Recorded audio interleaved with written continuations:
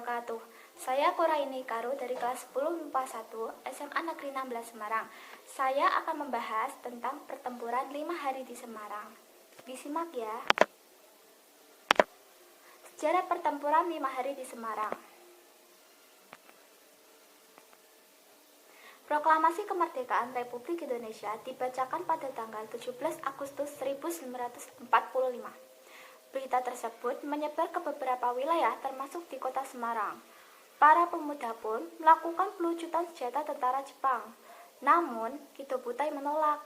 Permintaan yang diulang untuk menyerahkan senjata hanya menghasilkan pengumpulan senjata-senjata yang sudah agak usang. Ketika Sekutu mendaratkan pasukannya di Pulau Jawa, pemuda Semarang dan BKR khawatir bahwa Jepang akan menyerahkan senjata kepada Sekutu. Maka dari itu, Indonesia harus mendapatkan kesempatan untuk menyita senjata tersebut sebelum Sekutu mencapai Semarang. Kemudian, tawanan Jepang yang dipindahkan dari Cepiring ke Bulu kabur dan bergabung dengan pasukan Kido Butai.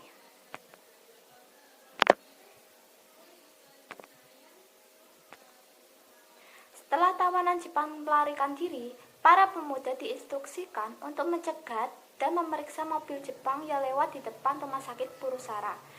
Pada 14 Oktober 1945, pukul setengah 7 pagi. Pemeriksaan itu menghasilkan penyitaan sedan dan senjata milik Kampetai. Lalu, sore harinya, tentara Jepang yang tersisa ditawan ke penjara Bulu. Pukul 6 sore terjadi serangan mendadak dari pasukan Jepang bersenjata lengkap dan melucuti 8 anggota polisi istimewa yang sedang menjaga reservoir Siranda, sumber air minum warga kota di Candi Lama. Kedelapan anggota polisi dibawa ke markas Kido Butai di Jatingaleh. Kemudian tersebar kabar bahwa tentara Jepang sudah meracuni sumber air minum tersebut yang membuat rakyat gelisah. Saat itu, cadangan air di Candi Desa Wungkal tersebut adalah satu-satunya sumber air di Semarang. Setelah berita mengenai racun tersiar, Dr. Karyadi sebagai kepala laboratorium Rumah Sakit Purusara hendak memastikan kabar tersebut. Ia pergi ke sana dalam situasi yang sangat berbahaya karena waktu itu tentara Jepang telah menyerang beberapa lokasi termasuk rute menuju reservoir. Istri Dr. Karyadi mencoba mencegah namun tidak berhasil. Mobil Dr. Karyadi dicegat oleh tentara Jepang dalam perjalanan menuju reservoir di Jalan Padanaran. Dr. Karyadi ditembak bersama sopirnya. Beliau dibawa ke rumah sakit sekitar pukul 11 malam, tetapi nyawanya tidak dapat diselamatkan.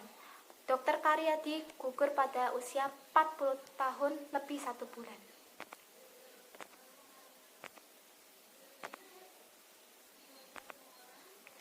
Tanggal 15 Oktober 1945, pukul 3 pagi, pasukan Kido Butai menyerang mendadak ke markas BKR Semarang di kompleks bekas sekolah Mulo di Mugas, belakang bekas pom bensin Pandanaran. Tiba-tiba, pasukan Kido Butai menyerang dari sebuah bukit rendah di belakang markas. Mereka diperkirakan berjumlah 400 orang dan menyerang dari 2 arah menggunakan tembakan pelempar granat dan senapan mesin. Setelah perlawanan selama setengah jam, pemimpin BKR mengundurkan diri dan meninggalkan markas untuk menghindari kepungan Jepang.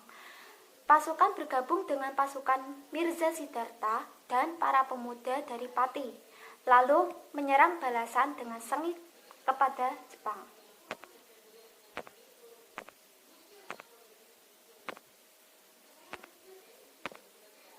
Pasukan Indonesia menggunakan taktik gerilya kota untuk menghindari pertempuran terbuka.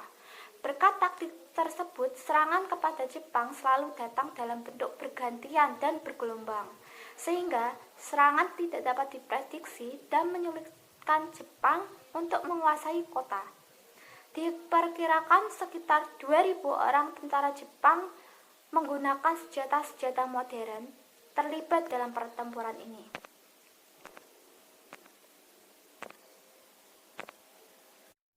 Puluhan pemuda yang terkepung dibantai dengan kejam oleh pasukan Kido Butai. Bala bantuan untuk pemuda terus berdatangan dari area sekitar Semarang. BKR berhasil berkonsolidasi untuk mendapatkan bantuan dari wilayah lainnya di Jawa Tengah. Hal ini membuat keadaan berbalik menyudutkan Jepang. Jepang kemudian meminta kepada Mr. Wongsonegoro untuk menghentikan pertempuran sebagai hasil akhir pertempuran 5 hari di Semarang. Gencatan senjata disetujui agar tidak jatuh korban Indonesia lebih banyak dan untuk mempersiapkan diri bagi kedatangan tentara sekutu.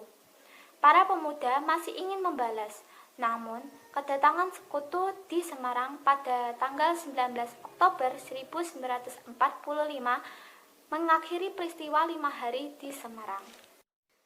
Nilai-nilai Pancasila yang dapat kita ambil dari pertempuran 5 hari di Semarang yaitu kita dapat mengambilnya dari sila ketiga yang berbunyi Persatuan Indonesia.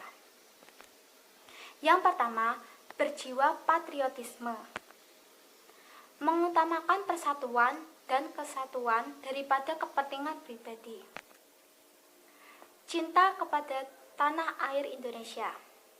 Yang terakhir, rela berjuang dan berkorban demi bangsa Indonesia.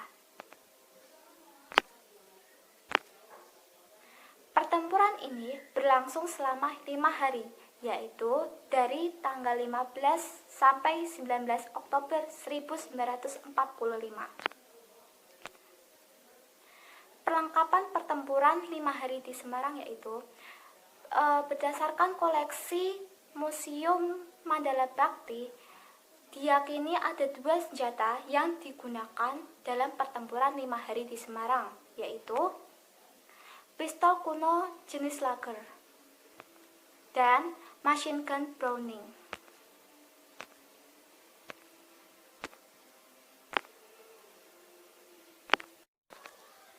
Sekian pembahasan dari saya, kurang lebihnya saya mohon maaf. Semoga bermanfaat. Wassalamualaikum warahmatullahi wabarakatuh.